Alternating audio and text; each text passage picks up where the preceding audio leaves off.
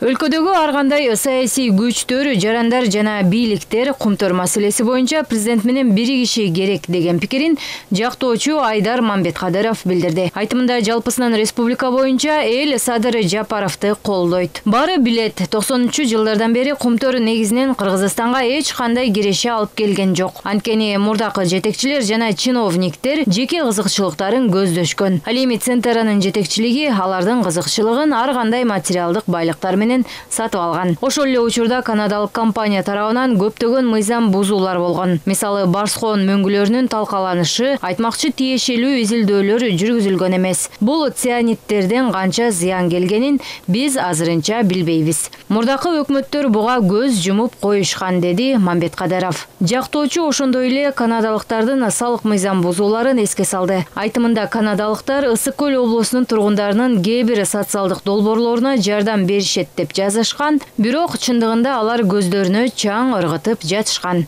Бардык коррупциянын масштабында биздин мамлекет кичине тыйын алган. Түштүк жээктеги бир эле жол бүтпөй калган. Бирок бул убакыт ичинде жана мындай ресурстар менен темир жол курууга да мүмкүн эле. Эксперт бардык кыргызстандыктарды, анын ичинде оппозициялык күчтөрдү биримдикке чакырды.